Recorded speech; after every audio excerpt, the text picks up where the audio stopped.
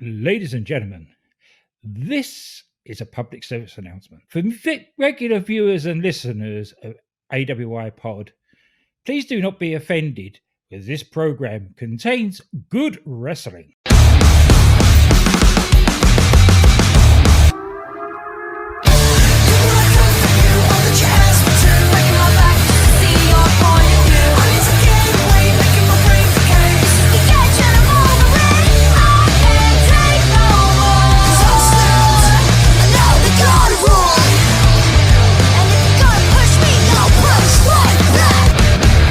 Hello, ladies and gentlemen, and welcome. Through technical difficulties and all sorts of other nonsense, me and Glenn have made it for episode 11 of the Cup of UK Heritage. I'm your host, Brent Biles. Glenn, how the heck are you?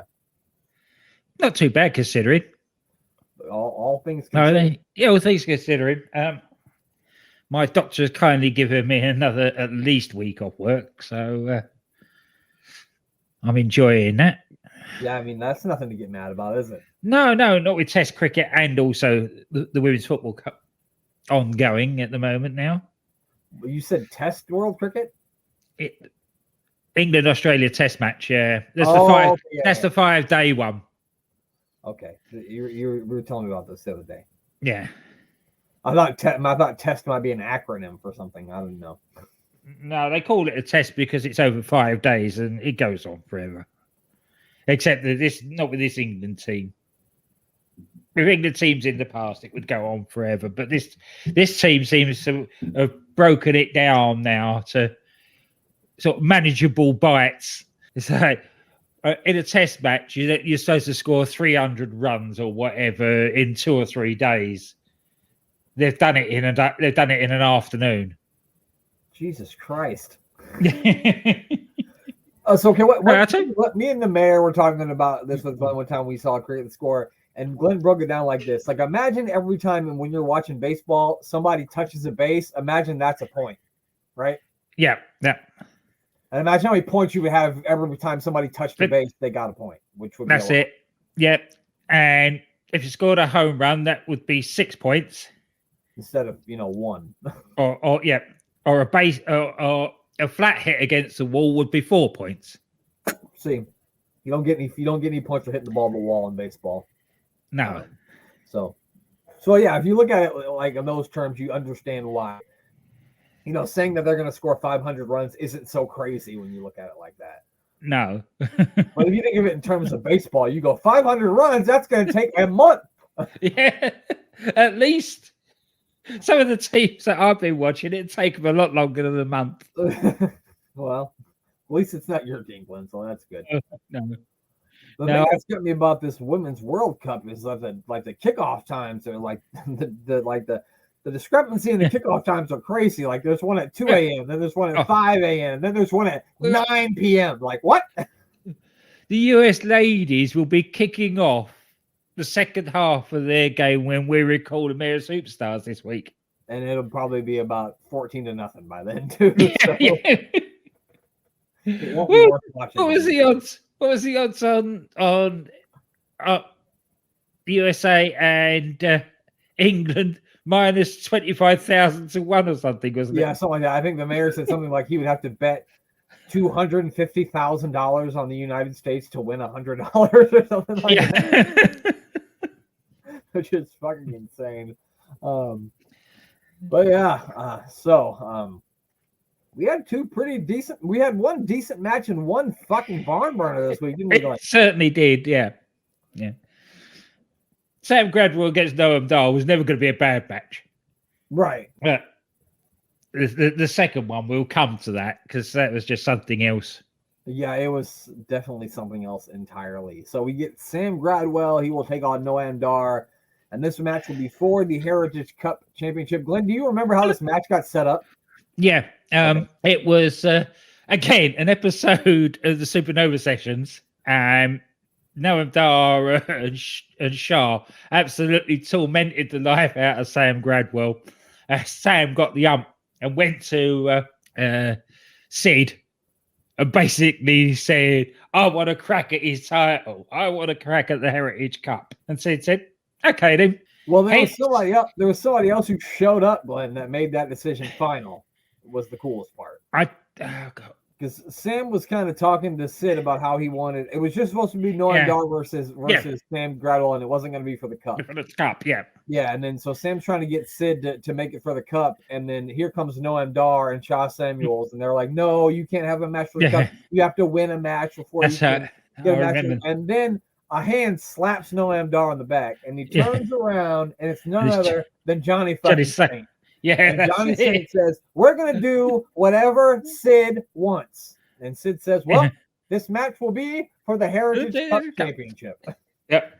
Which led to as Sam Gradwell was coming out, this piece of comedy gold from the commentary team, where Nigel McGuinness says he's going on about Sam, and he said, "No one likes somebody going to management with cap in hand." And then Andy Shepherd goes, "He hasn't got a cap." Andy Shepherd said a lot of funny things during this. My notes done froze up. And then the Heritage Cup comes out, and it's got sticky tape all over every Tyler Bate and A-Kid's plates. If you'll notice that, even when he had it on NXT now, it had the people's names taped over. Yeah. It's just obliterated everybody from the record.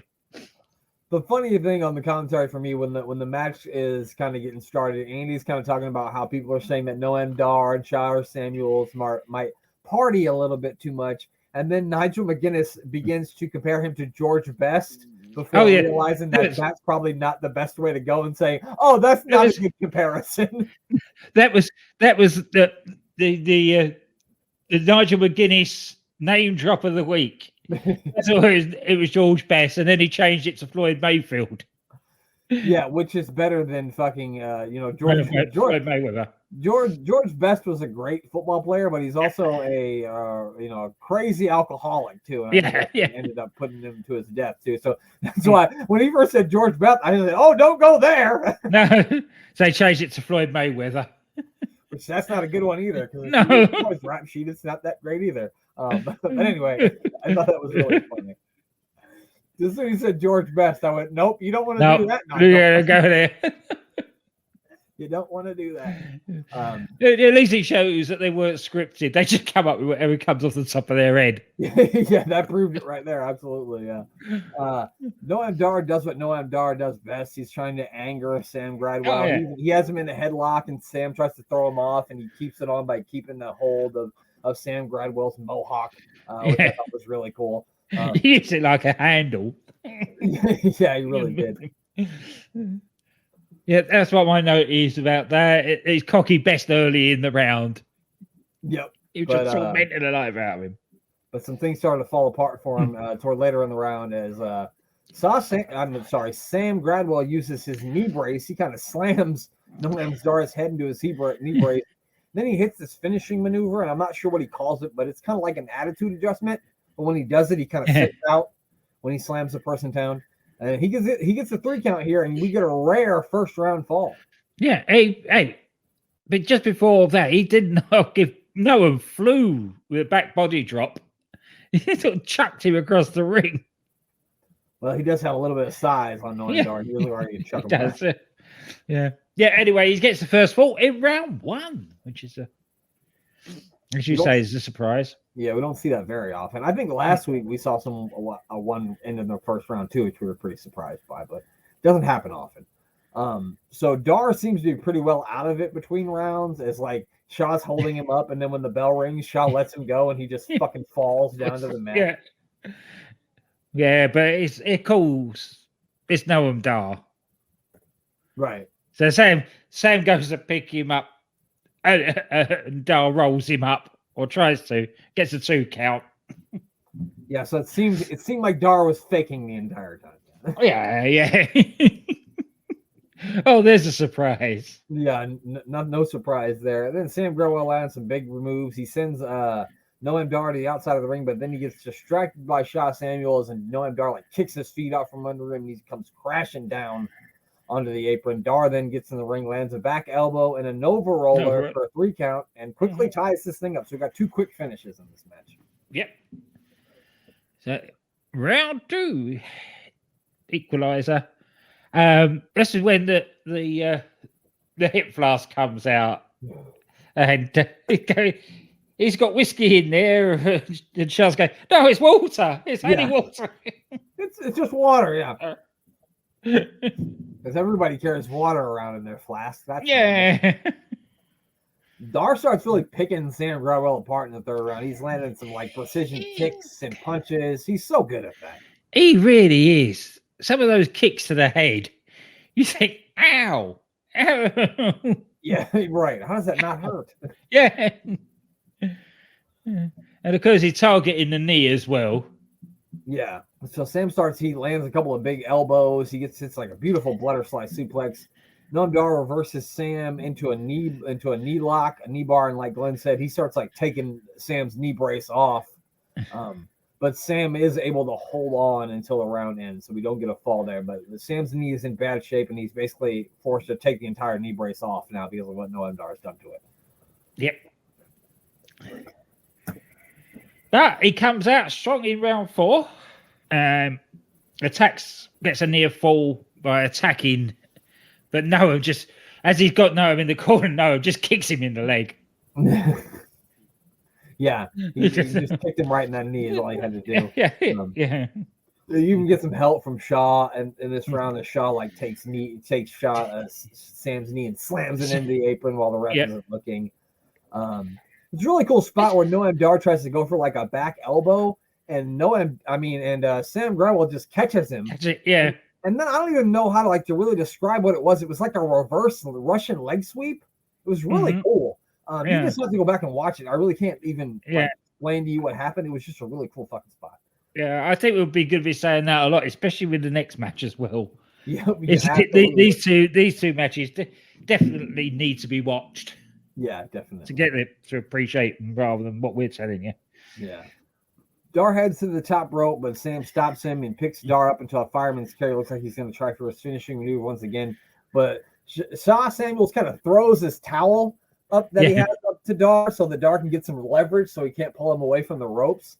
And then Dar fakes like he's going to go for one of those he fakes like he's going to go for a Nova roller, but then instead Sam goes to block it, and then Dar quickly locks in the knee bar instead, and Sam has no choice but to tap this time after what happened in the last round, and Dar wins and retains the UK Heritage Cup with the Champagne Supernova knee bar. He's so good at locking those in from anywhere, and that's a great name. He is. The Champagne Supernova knee bar. That is fucking great. Coming up today, because you've not been watching NXT lately, have you? I have not. Since he's lost the title, or Mensa lost the title for him. Yeah. He's now got into deep decline. And he's in a wheelchair, and his hair's grown long, and he's grown a beard, and he's flopping around all over the place. Oh, I bet that's hilarious. It is. Go and watch it. Go and watch the match between, who was it? Who did he fight? Oro Mensah had somebody this week. I can't think who it was. But yeah, go and watch it. Okay, see, because it is absolute magic, and I have a feeling that there's only one person that's going to get him out of these doldrums.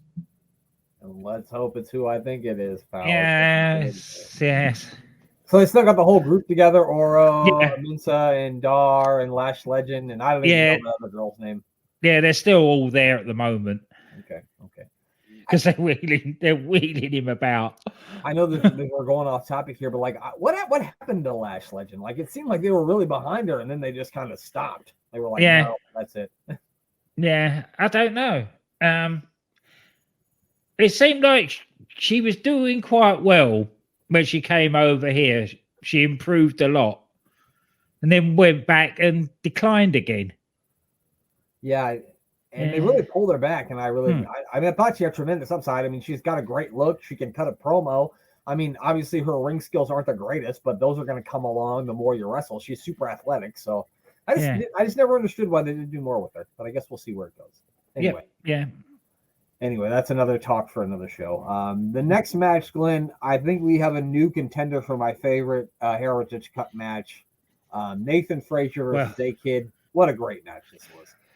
Yes. As you mentioned to me after you'd watched it, this was so fast-paced and everything, it was hard to take notes. Absolutely was. So, yeah, we're not going to go into depth on this. This is going to be more of a discussion about this. So, please, what's the date of it? It's one of the last. I might have the date on it. Hold on. I think I deleted it, actually. Now that I think about it.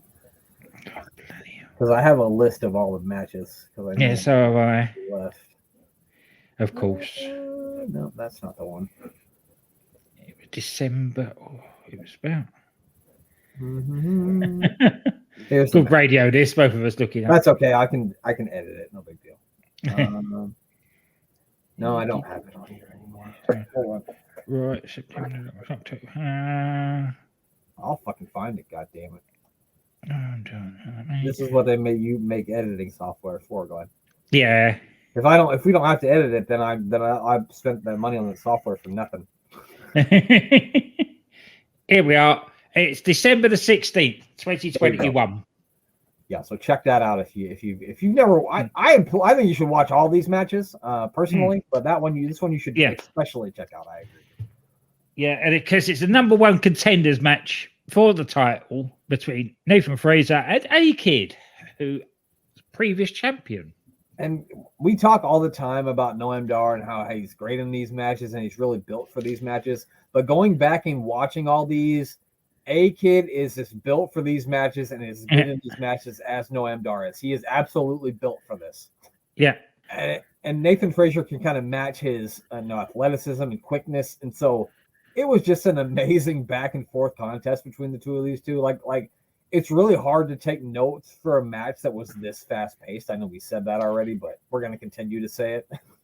Well, you think we've got the first champion versus the current Heritage Cup champion in this match. As Nathan Frazer's the current champion. Oh yeah, I forgot about that. I absolutely forgot. I thought you were confused. I mean, I was like, you mean the next match? But no, I get what you're saying now. I pick it up when you're laying down. Yeah. First round, feeling out process. Just transition, arm bars, pace really picked up the last 20 seconds. You get a touch of the Ring of Honor at the start.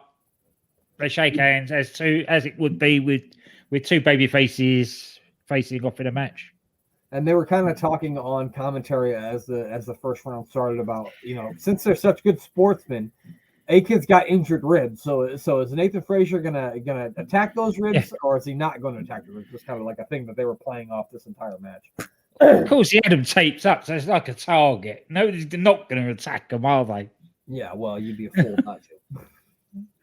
There was one bit in this first round where A-Kid, he drop kicks Nathan Frazer, and within that move, as he hits the ground, he's got him in an armbar, which was an amazing bit of work. Pretty fucking impressive. Yeah. He was quite on the floor and he'd grabbed his arm and pulling on him. Like, not like the athleticism to do that, and also like the presence of mind to even think to do something like that. You know what I mean? That's right. Crazy. It's crazy. Second round was very entertaining. Both guys moving a lot around the ring a lot faster in this round. Some good mat wrestling, submission reversals. Nathan Frazer lands a huge drop kick to the already injured ribs of A-Kid. So yes, he is going to work on those ribs.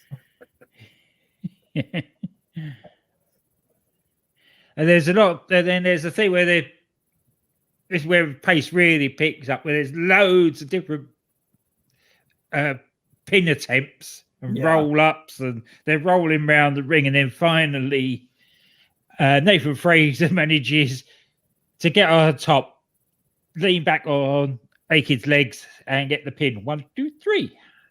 Yeah, after many, it was like a whirling dervish. Yeah, it was. It was. Finally ended up into it. It was like, like on, you ever watch the old cartoons when two people would get into a fight, and it would be like they would roll around in a big ball, and then all of a sudden, if somebody else got in the way, they'd be pulled into the fight. It was kind of like that. So we're guys each other. So Frazier's up 1-0. A-Kid comes flying out for the third round. He tries a drop kick, but he misses. But he does able to land there's a thing that he does when he can grab the ropes. He puts one hand on the ground and one hand on the rope, and he does this like straight out kick where he just kicks his feet out. Yeah. I don't know how he does it, but it's really impressive. And he did it to Nathan Frazer where he was able to take control. He also landed a beautiful German suplex in this round. Yeah. A lot. Jesus. And went into another armbar. Yep. And now he manages to get to the rope, gets a rope break. Just to walk into a snap belly to belly suplex. Yeah. Two guys, not the biggest guys in the world, but they're doing big man moves. Right. So this has got everything. They're hard hitting and they're doing flippy shit. It's a bit of everything for everybody. It's all rolled into one package. It's flippy shit that hits hard, which is my kind of flippy shit. So this round was awesome. A-Kid almost gets a tap from Frazer, but the round ends before he can get one. As we head to the fourth round, Frazer is still up 1-0. Frazer lands another kick to the ribs, but he then misses a top rope move. But then he's able to hit a swing blade, and then a swinging neck breaker for a 2 count. A-Kid's really looking for sleeper holds in this round and next round. He manages to put, although he's looking for the sleeper holds, he puts Frazer to sleep with the super kicks. It looked like it took Frazer's head off. Yeah. To get the equalizing fall. Yeah. So, another really good round. This is some crazy good shit right here, people. Then the fifth round comes. We're tied 1-1. A-Kid comes out, hits a beautiful fisherman suplex, but that only gets the 2 count. Frazer then lands a huge super kick, but only gets the 2 count. Glenn, when I tell you that I rewatched this round probably 6 times, I'm probably underselling it. I rewatched this round multiple times. Yeah. Well, it's so far-faced, you couldn't take it all in on one watch. No, absolutely not. No. Not to make notes, anyway. Yeah, no. It was basically impossible to take notes with all the action. This is the sort of match where at the end of it, you go, "Oh, I need to have a lay down now." Like, Jesus Christ, can somebody get me a Gatorade and a towel? Yeah. Yeah. You got any notes from this last round here? Just the near fall for Frazer from the super kick. And then finally, A-Kid, all the submission holds, finally pays off. And he gets hold of Nathan Frazer and gets him to tap out finally. Yeah, he locks in the omoplata. That's some crazy shit in. Like, Frazer lands a body slam, and then he did a backflip with it for a 2 count. And then I literally wrote, "Holy cow, this is insane," in all capital letters. Frazer tried to do a springboard moonsault, but fucking A-Kid just went and dove through the middle ropes, caught him and hit him with a fucking suplex. Oh, you pulled him out of the ring. It was insane. I was like, what? Yeah, and then like Glenn said, locks in the omoplata and does get the win. And I think this one is my new favorite Heritage Cup match that we watched so far. It was insane. Yeah. I don't think there's going to be any much better than that. Well, I know we have A-Kid versus Charlie Dempsey coming up in a Heritage Cup match. And if I remember that one, I think that's going to be the one. It'll be something else, that one, yeah. Yeah, let's just say it. You're going to. When I watched that match, my face hurt. It hurt a lot. Well, Glenn, that's it for episode 11. We only got 3 more after this one, so be ready for some Psycho Sid nonsense after that. But who do we need to plug, Glenn, before we get out? No, let's get me napkin out. We'll do it in reverse order today. For those sci-fi fans out there, we got the Doctor Who podcast with Danny Inside. I did do an episode this week due to personal circumstances that we all know. In doing these podcasts, it's not always easy to get everything out every week, but certainly not. So they'll be back next week. DDT with DC and Doc, the Bang Bang with Andy, and of course, the lads themselves. I'm booking the territory with Rob and Danny, coming to the end now of Gate of Golf, and I'm booking the Tankatory.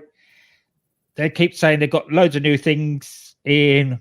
I can't even think of the word now. I've blanked on the word. Anyway, they're working out lots of new content, and we'll be looking forward to at some point having them on here, and we're going to be reviewing. This is going to be the first time that anybody's known this.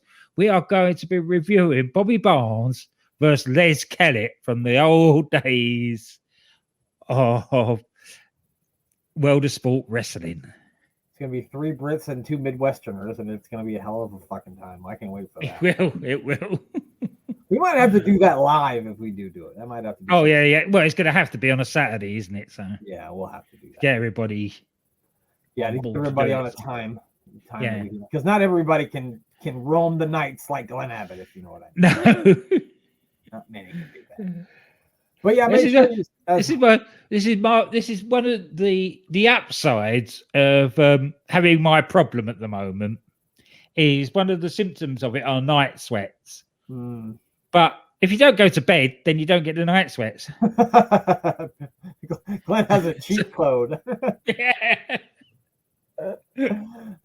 Just sweat a lot during the day. Well, that's fine. You're normal. You're used to sweating during the day. It's the summertime. Yeah. Especially at the moment, I've got all the windows shut. Well, we'll be done soon, then you can open them again, Glenn.